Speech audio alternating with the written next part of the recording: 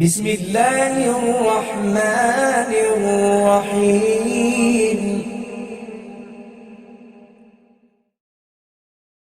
آخرت کی نعمتیں کیسی ہیں؟ نمبر 1، اعلیٰ ترین نعمت، ما لا عین رأت ولا اذن سمعت ولا خطر علی قلب بشر، کہ وہ ایسی نعمتیں ہیں کہ جس کو کسی آنکھ نے نہیں دیکھا، نہ کسی کان نے اس کو سنا، نہ کسی بشر کے دل پر اس کا وہم و گمان اور خیال اور امیجنیشن گزرا۔ اتنی اعلیٰ نعمت آخرت کی، اور بقا کتنا باقی رہے گی، اتنا باقی رہے گی کہ کبھی ختم نہیں ہوگی۔ اس سے زیادہ کیا باقی رہ سکتا کچھ؟ حدیث میں آتا ہے ایک شخص کو لایا جائے گا جس نے دنیا میں کبھی سکون کا سانس نہیں لیا ہوگا، غموں اور دکھوں کا مارا ہوا انسان۔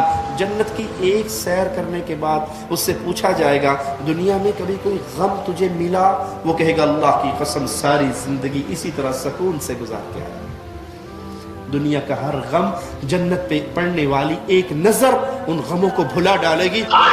جگہ اگر جنت میں مل جائے تو خیر من الدنیا وما فیہا۔ ارے تم ترستے ہو ایک دکان کو، تم ترستے ہو ایک بنگلے کو، ارے ایک ہاتھ اگر جگہ مل جائے، موسع یدہ فی الجنہ، ہاتھ برابر اگر جنت میں جگہ مل جائے تو دنیا اور دنیا کے اندر جتنی چیزیں ہیں جنت کی وہ ہاتھ پر جگہ اس سے زیادہ حسین۔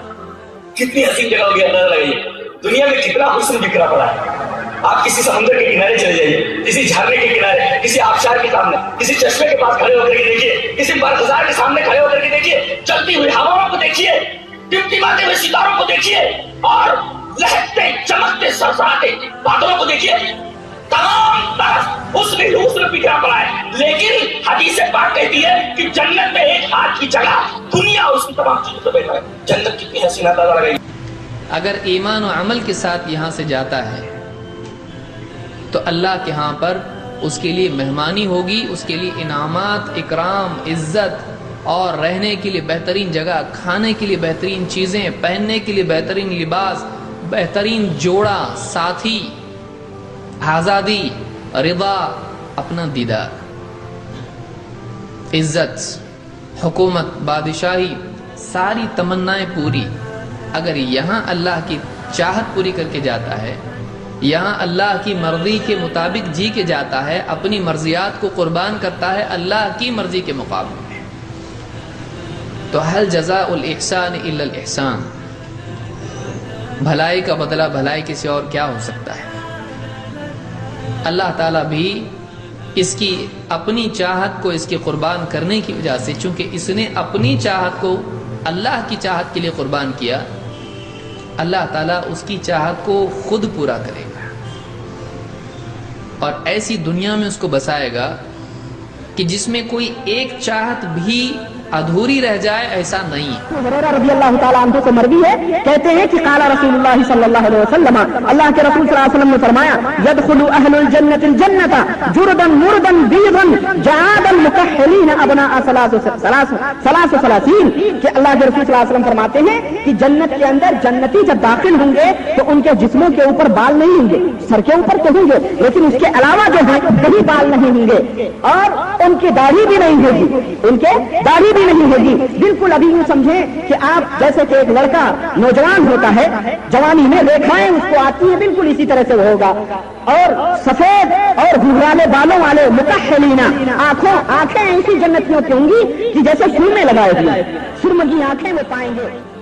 جنت جو ہے یہ باغ کو کہتے ہیں، یا ایسے باغ کو کہتے ہیں جس میں اتنے سائے دار درخت ہو کہ ان درختوں کی چھاؤں ایک دوسرے سے لگتی ہو اور مکمل طور سے سایہ ہو، ایسے باغات کو عربی میں جنت کہا جاتا ہے۔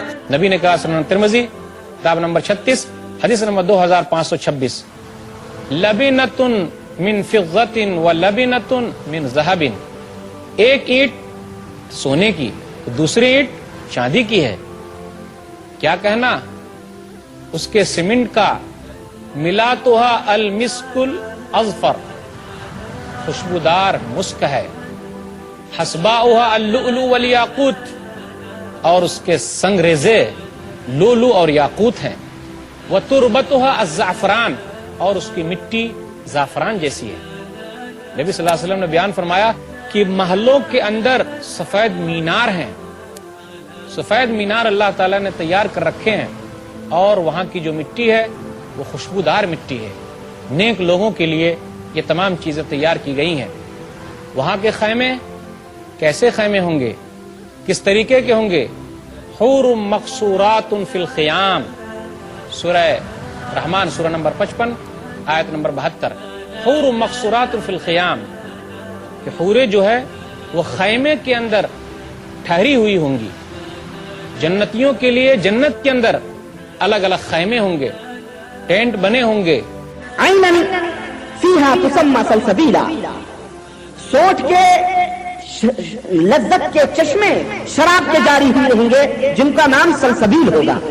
اس سوچ کے لذت کا کے شراب کا جو چشمہ بہ رہا ہے اس کا نام کیا ہے؟ سلسبیل ہے. یطوف علیہم ولدان مخلدون اذا رأیتہم حسبتہم لؤلؤا منثورا, اور وہ چھلکتے ہوئے جام ہمیشہ چھوٹے چھوٹے بچوں کے ہاتھوں میں, جو ہمیشہ بچے ہی رہیں گے, ان کے ہاتھوں میں وہ شراب کے جام ہوں گے اور وہ ان کے اندر چکر لگاتے رہیں گے. اذا رأیتہم حسبتہم لؤلؤا منثورا, اللہ رب العزت فرماتا ہے کہ اگر تم انہیں دیکھ لو تو ایسے وہ چلیں گے جنتیوں کے بیچ میں, ایسا لگے گا جیسے کہ موتیوں کے دانے بکھرے ہوئے. اتنے حسین, اتنے خوبصورت وہ بچے ہوں گے کہ اذا رأیتہم حسبتہم لؤلؤا منثورا, ایسا ہے جیسے بکھرے ہوئے موتی ہوں جو لڑک رہے ہوں ادھر سے ادھر.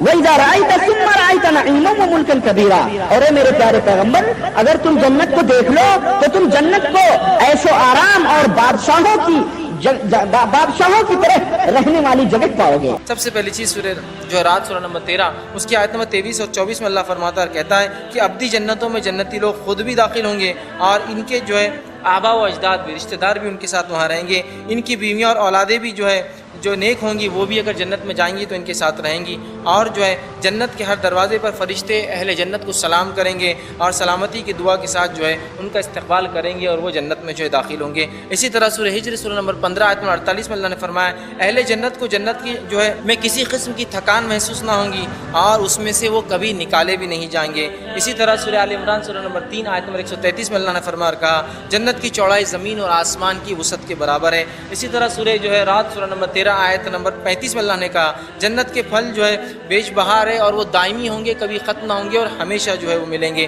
اسی طرح سورہ طٰہٰ سورہ نمبر 20 آیت نمبر 118 میں اللہ نے فرمایا کہا جنت میں بھوک اور پیاس انسان کو نہیں لگیں گی, حالانکہ وہ کھائیں گے اور پئیں گے لیکن انہیں بھوک اور پیاس لگیں گی نہیں, یاد رکھیے.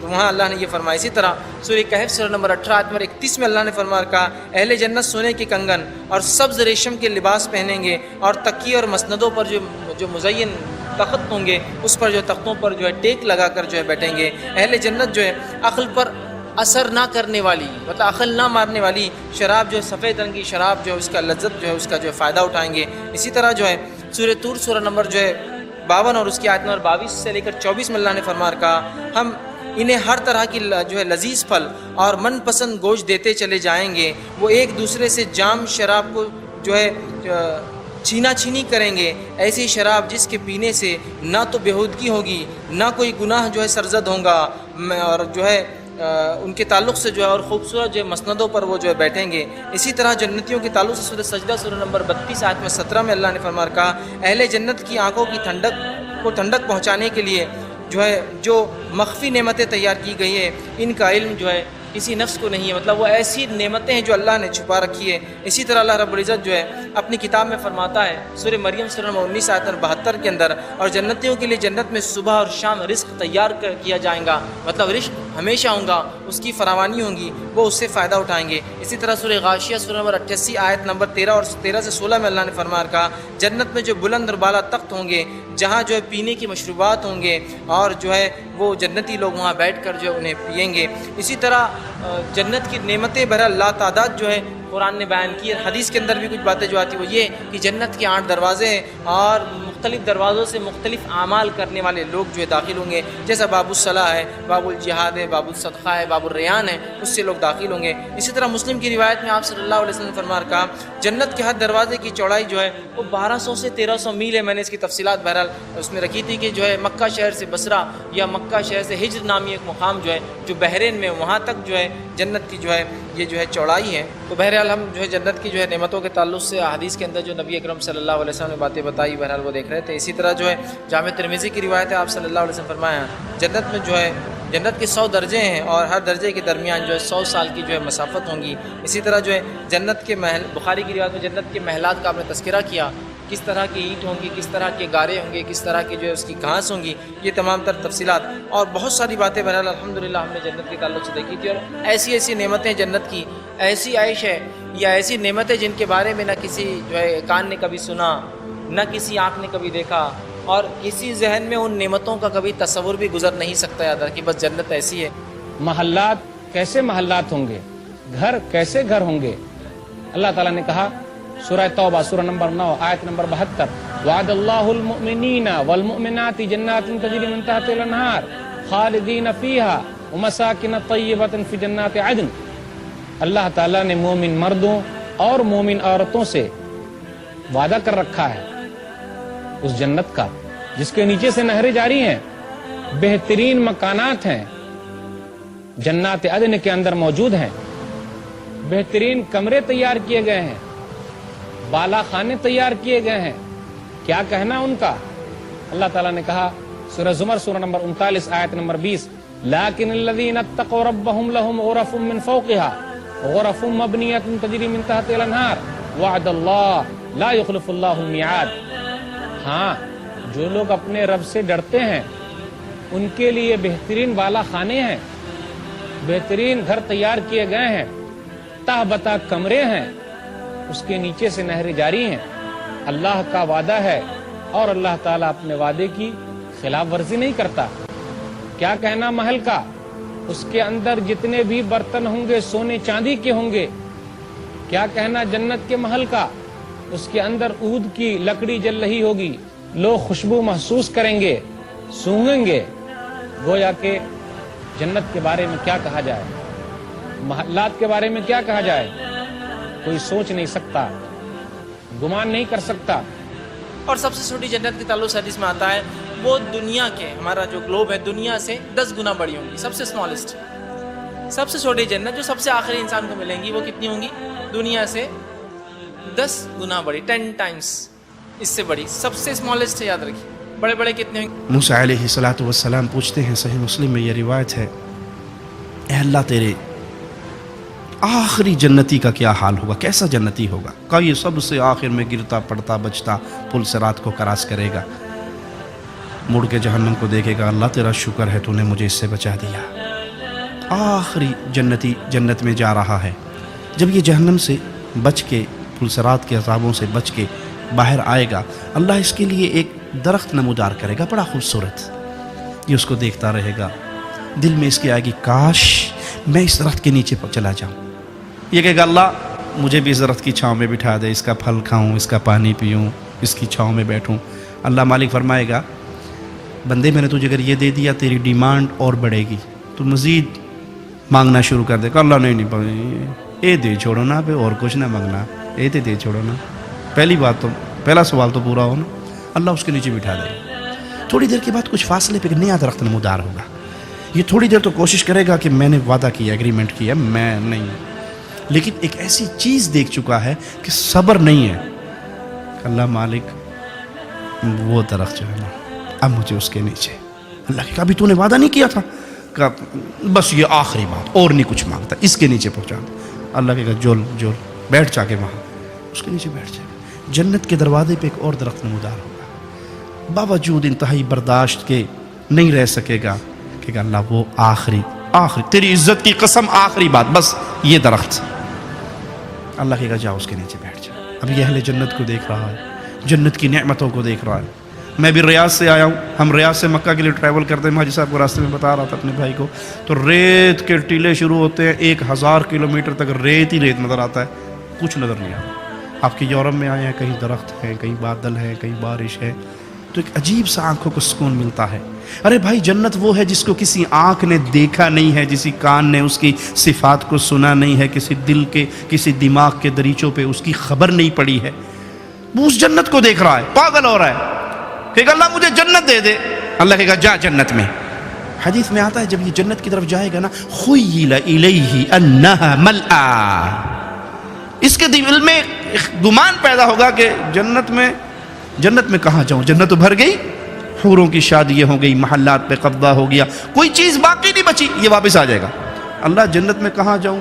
ادھر تو کوئی شے بھی نہیں نا، جنت بک ہو گئی ہے۔ اللہ کہے گا میرے بندے اترضا، کیا تو راضی ہوگا اس بات پہ؟ تیرے لیے اتنی بڑی جنت دوں جتنی بڑی دنیا کے کسی بادشاہ کی پوری اسٹیٹ ہوا کرتی ہے۔ اللہ راضی ہوں۔ مالک فرمایا گیا یہ جنت تیرے لیے، ومثل ذلک ومثل ذلک، ایک اور جنت، ایک اور جنت، ایک اور جنت، ایک اور جنت، 5 جنتیں تیری۔ کہ اللہ میں راضی ہو گیا، کہ اس طرح کی 10 جنتیں میں تجھے اور دیتا ہوں۔ کہ اللہ میں راضی ہو گیا۔ اللہ کی طرح مانگ، کیا مانگتا؟ ڈیمانڈ کر۔ اب اتنی بڑی جنتیں تو مل گئی نا، اب یہ اپنے دل میں اللہ یہ بھی دے دے، یہ بھی دے دے، یہ بھی دے دے، یہ بھی دے دے، مانگتا شروع ہو جائے گا۔ اس کی زبان خشک ہو جائے گی، تمنائیں ختم ہو جائیں گی۔ اللہ اس کو اپنی نعمتیں یاد کروائے گا، یاد کروائے گا۔ اولا تريد كذا سل مني عبدي كذا، بندے یہ مانگ لے، بندے یہ مانگ لے، تجھے وہ نعمت نہیں چاہیے؟ اللہ ہاں یہ بھی دے دے، یہ بھی دے دے، یہ بھی دے دے۔ سبحان اللہ۔ اس رحمان اور رحیم مولا کو چھوڑ کے غیروں کے در پہ گرنے والوں، تمہاری عقل کہاں فوت ہو گئی؟ موسیٰ علیہ السلام کہنے کہ اللہ یہ آخری جنتی ہے؟